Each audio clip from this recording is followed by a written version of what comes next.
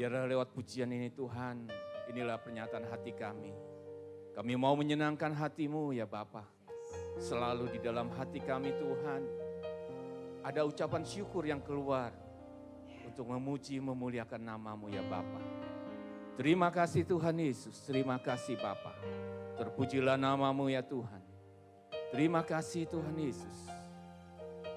Kalau sebentar Tuhan, kami mau mendengar sebagian kebenaran firman-Mu. Biar setiap kami Tuhan Kau kuasai dengan kuasa Roh Kudus-Mu ya Bapa. Sehingga apa yang firman yang disampaikan Tuhan boleh tertanam di dalam setiap hati kami. Berbuah-buah di dalam kehidupan kami. Terima kasih Bapa. Hanya di dalam nama Tuhan Yesus Kristus kami berdoa. Kami mengucap syukur. Haleluya. Amin. Shalom.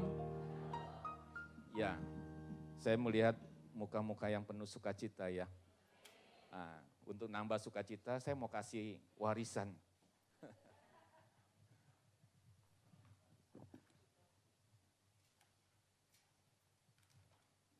Karena kalau dikasih warisan pasti semua orang suka ya. Tapi pagi ini saya mau kasih warisan yang cukup penting dan sangat-sangat penting, yaitu warisan iman. Jadi tema hari ini adalah warisan iman. Kenapa iman ini perlu diwariskan dan kenapa sangat penting bagi kita bahwa kita harus mewariskan iman? Kepada siapa kita harus mewariskan iman? Tentunya warisan iman itu kita berikan atau kita wariskan kepada keturunan kita. Ya. Nah, warisan yang diberikan biasanya kan kalau udah berbicara warisan, tentunya kita berpikir warisan yang akan kita terima bisa berupa uang, berupa rumah, berupa surat-surat berharga gitu ya, atau mobil. Tetapi hari ini saya mau menyampaikan sharing firman Tuhan, kita sebagai orang tua harus bisa mewariskan iman percaya kita kepada anak-anak kita, kepada keturunan-keturunan kita. Ya tentunya semua di sini sudah punya anak-anak, bahkan sudah ada yang punya cucu ya. Saya bilang bahwa mewariskan iman itu tidak terbatas hanya kepada anak kita, tetapi kepada keturunan-keturunan kita. Yaitu kepada cucu kita mungkin juga kepada keturunan kita yang ketiga, keempat, dan seterusnya. Ya. Kalau dulu saya berpikir bahwa mengajar firman Tuhan, mengajar anak-anak takut akan Tuhan itu hanya sebatas anak-anak saja. Tetapi ketika saya memulai mempunyai cucu, bahwa saya berpikir bahwa iman itu harus terus dilanjutkan kepada semua keturunan kita. Bahkan beberapa lama ini saya sedang mendoakan, ya di dalam doa saya untuk mendoakan cucu-cucu saya juga berdoa bahwa Tuhan, kiranya Tuhan menolong setiap keturunan saya, bukan terbatas pada cucu saya, supaya mereka tetap ada di dalam anugerah keselamatan yang Tuhan berikan. Gitu. Ya. Nah, kenapa saya bawakan ini kepada ibu-ibu semua? Karena peranan seorang ibu itu sangat penting di dalam mengajar anak-anak. Kita selalu berpikir bahwa mendidik anak, mengajar anak itu adalah tanggung jawab seorang bapak. Tetapi firman Tuhan di dalam Amsal pasal yang ke-1,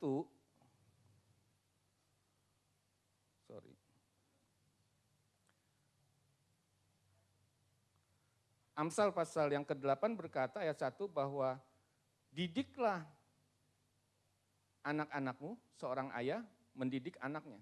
Dan dengarkanlah, jangan sia-siakan ajaran ibumu. Jadi dengan kata lain, seorang ibu pun itu berperan di dalam mengajar anak-anak. Mewariskan iman kita selalu, dulu saya juga berpikir, ya ternyata pemikiran saya juga salah. Ya. Dulu saya berpikir bahwa kita orang Kristen, ketika kita punya anak-anak kita otomatis kan sebagai Kristen kan. Ya, begitu lahir dia Kristen. Ternyata pemikiran itu salah. Jadi ketika kita orang tua mempunyai anak, memang dia secara de facto atau faktanya dia anak seorang Kristen. Tetapi secara de jure atau secara hukumnya, belum tentu anak itu nanti besarnya bisa mewariskan iman percaya dari orang tuanya. Nah, ini Amsal 1 ayat 8 berkata, "Hai anakku, dengarkanlah didikan ayahmu dan jangan menyia-nyiakan ajaran ibumu." Jadi dengan kata lain bahwa tanggung jawab untuk mengajar, mendidik anak-anak itu tidak terbatas hanya kepada seorang ayah atau seorang ibu. Memang seharusnya yang idealnya itu harus dua-duanya di dalam mengajar anak-anak. Gitu ya. Nah, di dalam mewariskan iman percaya kita kepada anak-anak ini, kita harus, ibu-ibu ini pegang peranan penting. Kenapa pegang peranan penting? Saya selalu bilang bahwa ibu-ibu itu adalah seorang superhero. Kenapa saya bilang superhero? Karena apa? Ibu-ibu itu bisa menjadi seorang koki yang hebat di rumah. Dia bisa menjadi seorang pengajar yang hebat. Dia bisa menjadi seorang perawat yang hebat untuk merawat anak-anak, bahkan suaminya. Ya. Banyak peranan yang dilakukan oleh seorang ibu di dalam rumah tangga itu. Bukan hanya terbatas untuk mengatur rumah tangganya, tetapi banyak pekerjaan. Ya. Kalau di keluarga punya anak 4, itu tambah 1 jadi 5, karena bapaknya pun jadi harus dirawat juga. Ya. Nah, di dalam mewariskan iman ini, tidak cukup kita hanya mengajar, oh ayo dong kamu baca Alkitab, oh berdoa. Tidak cukup seperti itu. Orang tua harus menjadi teladan bagi anak-anaknya di dalam mengajar dan mendidik iman percaya kepada Tuhan. Cara mengajarnya yang tadi saya bilang, tidak cukup hanya bilang, oh ya kamu harus belajar membaca Alkitab, harus belajar berdoa, harus pergi ke gereja. Tidak cukup, tetapi kita harus juga mengkomunikasikannya, mengajarkan kenapa kamu harus ke gereja, kenapa kamu harus membaca Alkitab, kenapa kamu harus berdoa. Itu harus kita jelaskan kepada mereka. Karena kalau kita cuma bilang, ya ayo kamu ke gereja, oh ayo kamu berdoa, gitu ya. Itu tidak cukup gitu loh. Tetapi kita harus mengajar mereka, mengkomunikasikan kepada anak kita, ya kenapa sih harus baca Alkitab? Kenapa sih kita harus ke gereja? Kenapa sih kita harus berdoa? Nah itu kita harus mengajar mereka. Jadi mewariskan iman itu tidak cukup hanya menjadi teladan, tetapi kita harus mengkomunikasikannya kepada anak-anak kita. Lalu poin yang berikutnya, kenapa mewariskan iman itu sangat penting? Kadangkala kita tahu bahwa kesibukan kita sebagai orang tua, ya, terutama seorang pria, itu kan biasanya kalau seorang pria lebih banyak yang mencari nafkah. Ketika dia mencari nafkah, ya bukan saya bilang seorang ibu juga tidak, ya.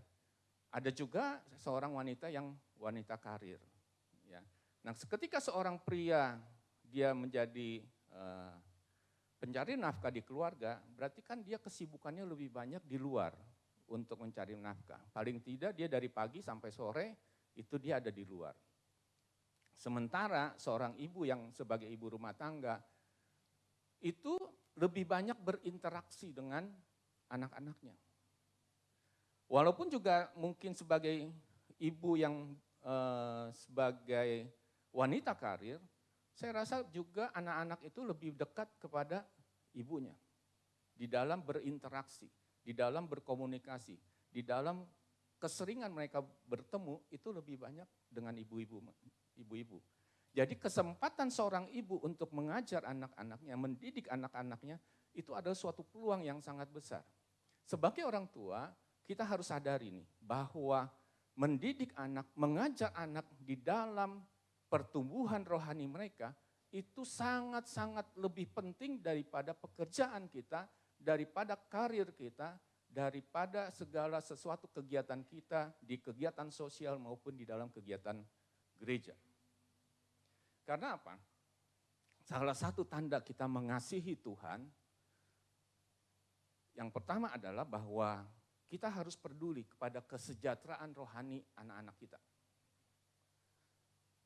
Karena kesejahteraan rohani anak-anak kita itu sangat penting. Kalau kita mau anak-anak kita itu tetap mewariskan iman percaya kita. Dan ini Tuhan inginkan supaya apa? Supaya kita mengajar anak-anak kita itu dengan kebenaran firman Tuhan. Di dalam firman Tuhan, di dalam Ulangan pasal 6, itu Tuhan bilang suruh mengajar anak-anak kita. Tolong buka di Ulangan pasal yang ke-6, ayat yang ke-7.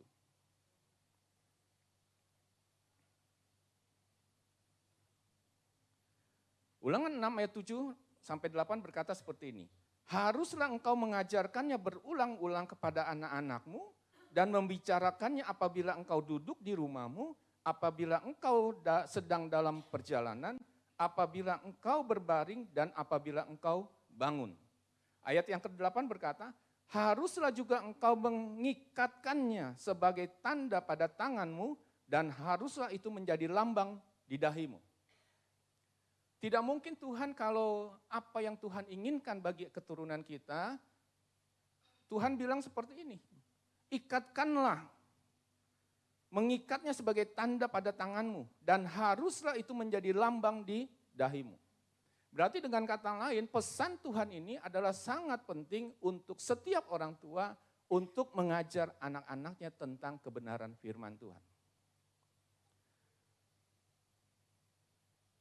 Hal yang kedua yang sangat penting adalah supaya orang tua itu menuntun anak-anaknya supaya mempunyai hubungan yang sangat erat, mempunyai hubungan yang setia dengan Tuhan.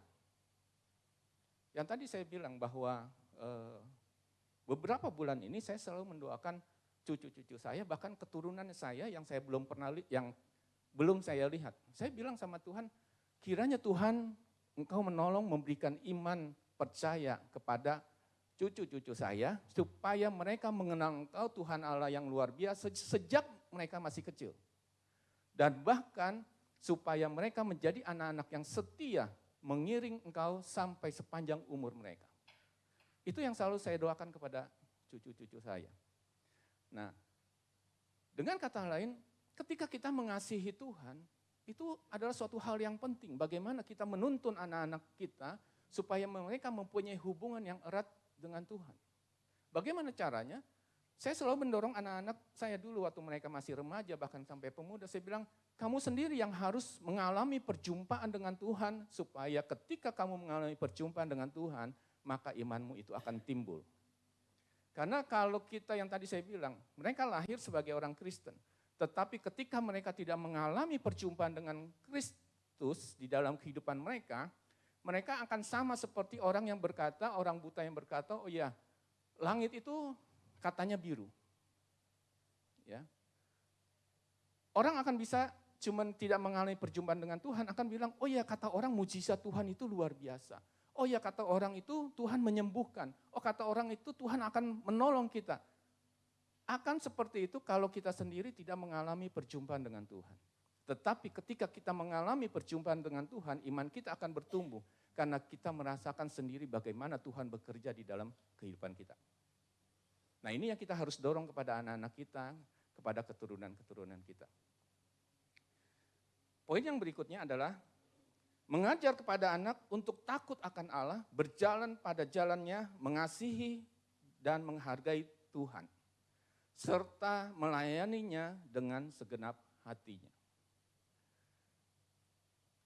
Mengajar anak untuk takut akan Tuhan, saya selalu bilang sama anak-anak saya gini, papa mama kamu itu tidak bisa mengawasi kamu, tidak bisa menjaga kamu 24 jam.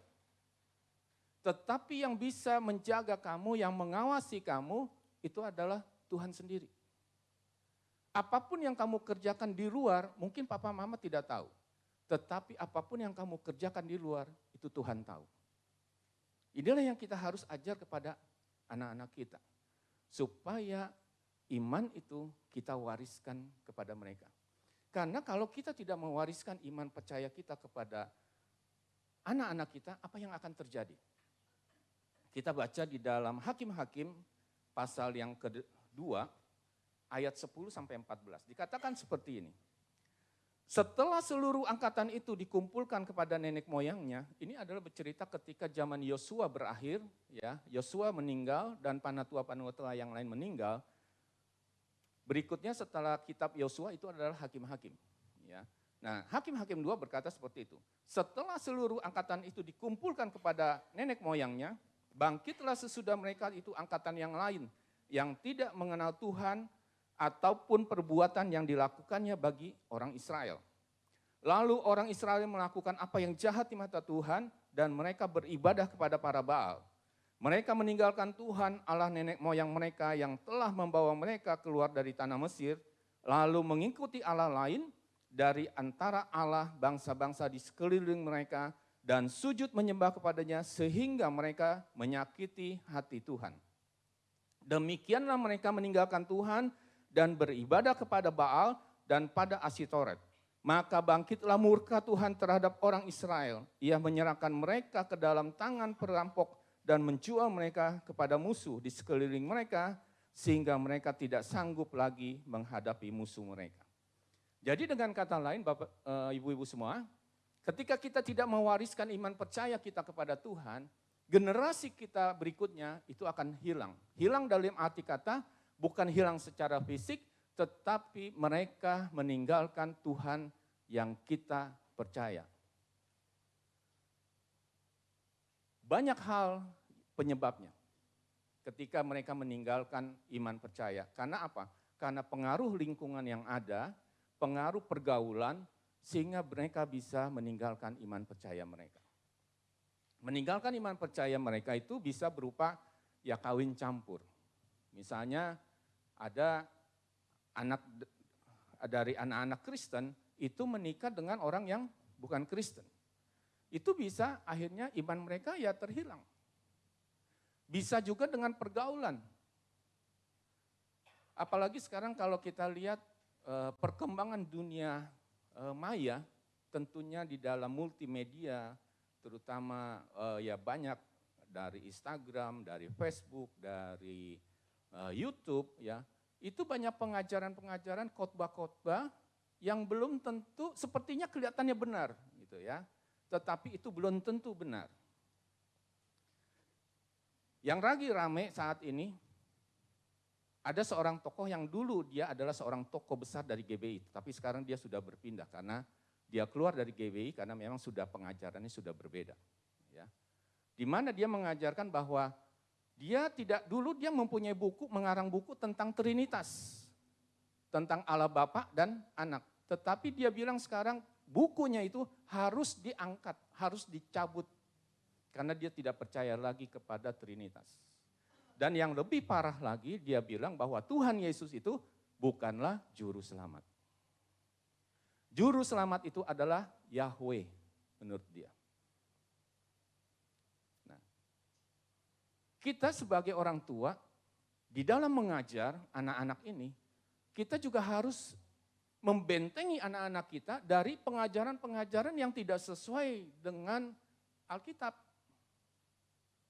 Karena kalau kita membiarkan mereka terpengaruh dengan multimedia yang di luar sana banyak, ya mereka juga bisa tersesat. Lalu kenapa kita harus bisa mewariskan iman percaya kita kepada anak-anak kita? Di dalam Amsal pasal 29, ayat yang ke-17 dikatakan begini. Didiklah anakmu, maka ia akan memberikan ketentraman kepadamu dan mendatangkan sukacita kepadamu. Jadi ketika kita mendidik anak-anak kita mengajarkan kepada anak-anak kita, maka firman Tuhan berkata, maka ia akan memberikan ketentraman kepadamu dan mendatangkan sukacita kepadamu. Saya melihat ada orang-orang tua yang pada masa tuanya dia mengalami apa? Mengalami kepedihan, mengalami kesedihan karena apa? Karena anak-anaknya meninggalkan Tuhan. Karena anak-anaknya melawan orang tua. Kenapa itu bisa terjadi? karena kita gagal di dalam mengajar dan mendidik mereka takut akan Tuhan. Contoh yang bisa kita lihat di Alkitab adalah Imam Eli. Imam Eli dia adalah seorang imam bangsa Israel. Tetapi dia mempunyai 2 orang anak yaitu Hofni dan Pinehas yang juga melayani di bait Allah. Tetapi apa yang mereka layani itu bukan melayani Tuhan. Tetapi mereka melayani diri mereka sendiri dengan kesenangan-kesenangan mereka. Nanti Bapak Ibu bisa baca di dalam Alkitab tentang Nabi Eli. Ya. Saya bilang, apakah Nabi Eli tidak mengajar anak-anaknya tentang firman Tuhan? Saya bilang pasti mengajarkan. Kalau tidak mengajarkan, nggak mungkin mereka masuk di dalam pelayanan di bait Allah. Tetapi salahnya kemana? Ketika Imam Eli melihat bahwa anak-anaknya yaitu Hofni dan Finehas melakukan kesalahan-kesalahan, Imam Eli itu tidak menegur anak-anaknya.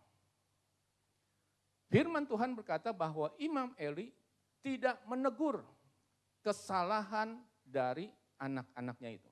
Sehingga akhirnya Tuhan menghukum anak-anaknya. Yaitu Hofni dan Finehas akhirnya mati terbunuh. Dan ketika Imam Eli mendengar kabar bahwa anak-anaknya meninggal, dia waktu itu sedang duduk dan dia terjatuh lalu mati. Nah, banyak sekali saya melihat bahwa orang-orang Kristen, orang-orang yang sudah percaya kepada Tuhan, hidupnya juga ketika akhir tuanya itu mengalami kesedihan. Karena apa? Karena mereka mempunyai anak-anak yang menyimpang dari iman percaya kepada Kristus.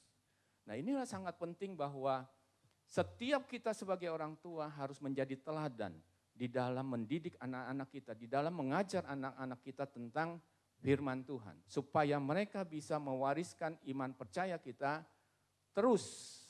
Supaya anugerah yang Tuhan berikan kepada kita sebagai orang tua itu juga terus diterima oleh anak-anak kita.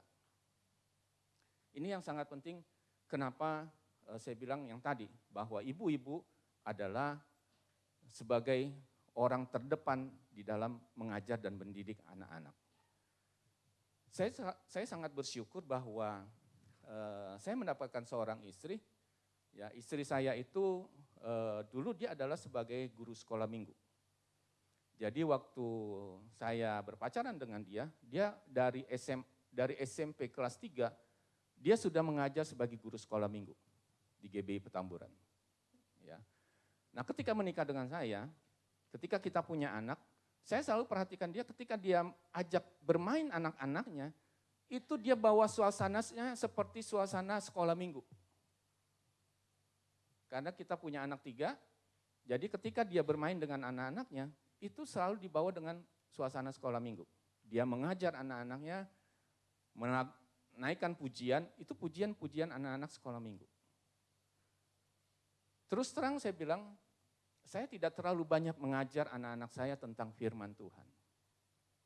Yang lebih banyak mengajar firman Tuhan itu adalah istri saya.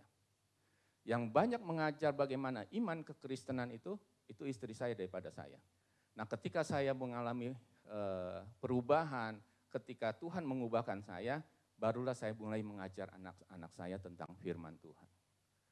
Dan firman Tuhan yang tadi di dalam Ulangan pasal yang ke-6 berkata, ketika engkau duduk, ketika engkau ada di rumah, ketika engkau dalam perjalanan, itulah yang saya lakukan. Ketika saya bersama dengan anak-anak saya, baik di mobil atau apa, ketika sesuatu terjadi, saya selalu mengaitkan mereka dengan firman Tuhan. Gitu ya. Nah, inilah sangat penting. Kenapa? Karena ibu-ibu inilah yang banyak sebenarnya berinteraksi dengan anak-anak, sehingga bisa mewariskan iman percaya itu kepada anak-anak. Poin yang berikutnya adalah bahwa ketika kita mengajar anak-anak kita supaya mereka mewariskan iman percaya ini, tanggung jawab itu ada pada ibu-ibu semua dan juga kepada tentunya kepada bapak. Bukan kepada gereja.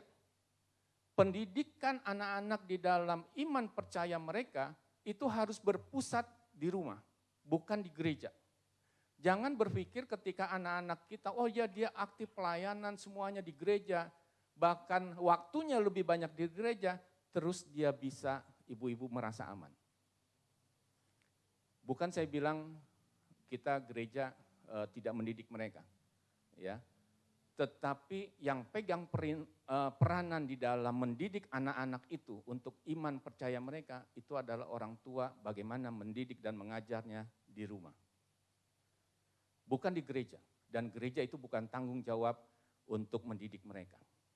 Itu hanya sebagian kecil, tetapi yang terpenting adalah bagaimana orang tua mengajar anak-anak itu di rumah. Jadi harus berpusat di rumah.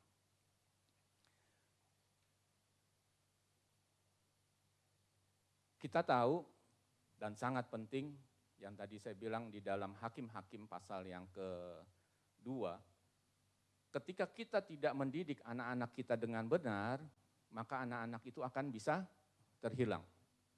Yang kedua, ketika kita tidak mendidik dan mengajar anak-anak kita takut akan Tuhan, maka hari tua kita akan mengalami kepedihan. Kita akan mengalami kesedihan. Ini bukannya saya menakut-nakutin loh, tetapi sudah beberapa banyak saya lihat seperti itu. Gitu. Orang tua Kristen percaya kepada Tuhan, ketika anaknya keluar dari iman percaya itu orang tuanya mengalami kepedihan. Ya.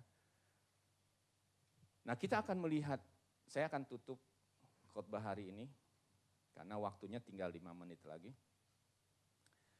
Kita akan melihat, coba kita buka di dalam 2 Timotius pasal yang pertama ayat yang ke-5 dan Timotius 3 ayat yang ke-15. Ini ada suatu contoh, ya. Suatu contoh seorang ibu, seorang nenek yang membangun iman dari anaknya atau dari cucunya.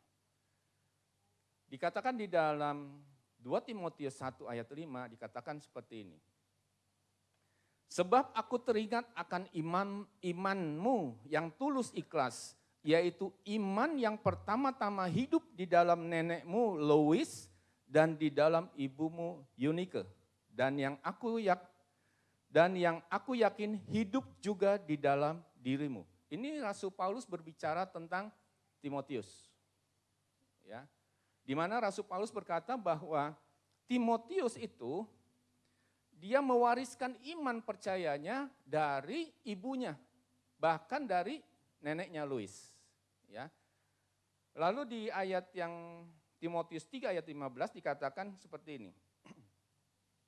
Ingatlah juga bahwa dari kecil engkau sudah mengenal kitab suci. Jadi Eunike sebagai ibu dari Timotius dan Lois adalah neneknya, itu mewariskan iman percayanya kepada Timotius. Di dalam Alkitab tidak banyak tertulis tentang Lois dan Eunike. Yang lebih banyak itu tertulis tentang Timotius.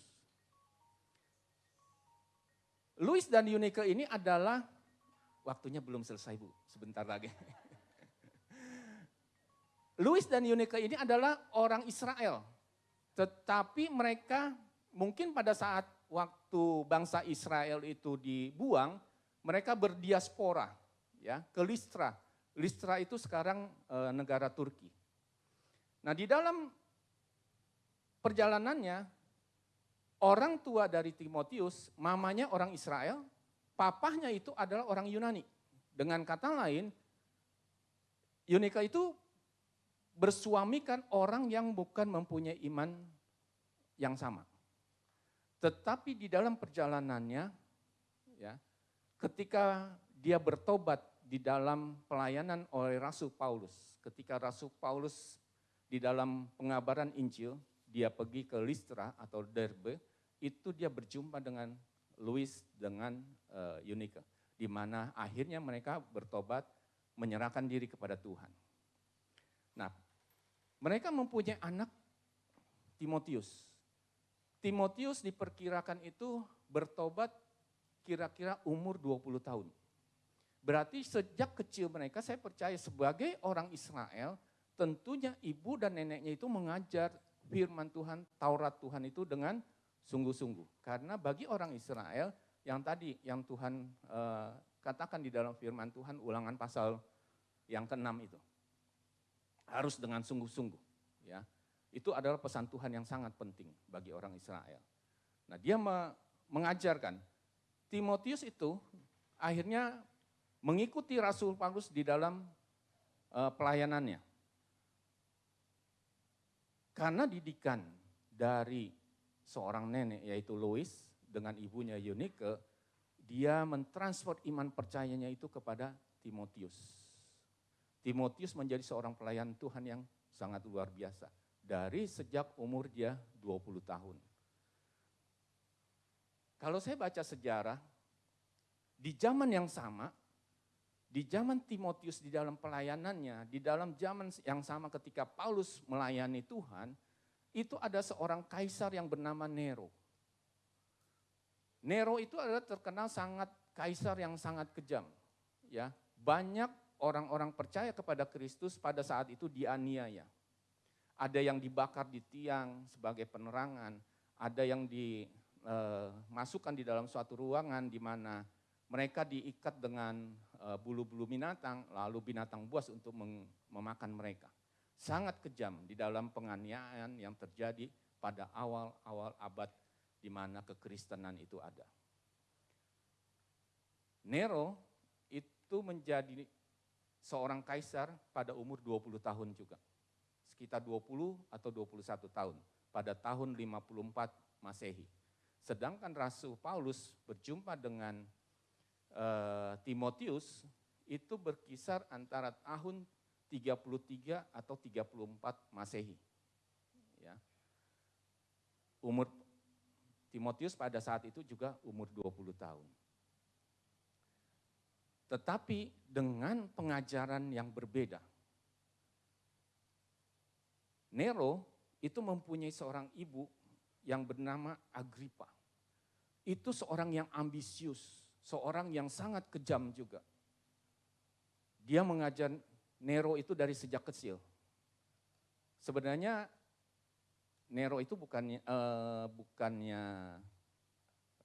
seorang keturunan kaisar. Tetapi ibunya menikah dengan seorang kaisar, pamannya sendiri. Dan pamannya sendiri itu dibunuh oleh Agripa. Lalu Nero sendiri itu dia ngebunuh adik tirinya umur 16 tahun. Karena apa? Karena takut kedudukannya diambil oleh adiknya. Padahal adiknya lah yang seharusnya menjadi kaisar pengganti bapaknya gitu. Dan tahun 54 itu dia membunuh ibunya karena dia takut juga ibunya berkuasa untuk kekaisaran Roma. Nah, ketika dia mendidik anaknya dengan kekejaman, dengan suatu ambisius, ya dia akan menciptakan seorang Nero yang sangat kejam. Tetapi berbeda ketika Eunike dengan Lois itu mengajar kebenaran firman Tuhan, mengajarkan suatu kasih yang dari Tuhan, menjadi menciptakan seorang Timotius sebagai pelayan Tuhan yang luar biasa. Pilihan untuk mewariskan iman kepada keturunan kita, itu kuncinya ada di ibu-ibu semuanya. Apakah mau mendoakan anak-anak kita tiap hari? Atau maukah kita mendorong anak-anak kita supaya mereka takut akan Tuhan, mereka mau untuk mengikuti setia dengan Tuhan? Itu semua tergantung orang tua dan terutama ibu-ibu untuk mengajar. Kan ibu-ibu juga adalah kalau saya bilang itu spesial di mata anak-anak.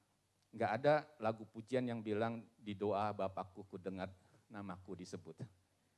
Yang ada di doa ibuku ku dengar namaku disebut. Ya. Dan untuk ibu-ibu saya bilang adalah ibu-ibu yang luar biasa. Karena apa? Di dalam berkorbankan, dalam hal berkorban, itu pun sebenarnya juga lebih banyak ibu-ibu yang berkorban bagi keluarga daripada bapak-bapak. Tapi entar kalau saya ngomong di bapak-bapak, entar beda lagi. Ya, inilah ya tergantung kita semua sebagai orang tua, ya tentunya ibu-ibu yang lebih banyak berinteraksi dengan anak. Mau nggak kita mendorong mereka? Mau nggak kita berdoa bagi mereka tiap hari untuk mereka mengenal kepada Tuhan kita yang sudah kita tahu bahwa Tuhan Allah kita itu adalah Allah yang luar biasa, Dia yang mengasihi kita. Amin untuk firman Tuhan.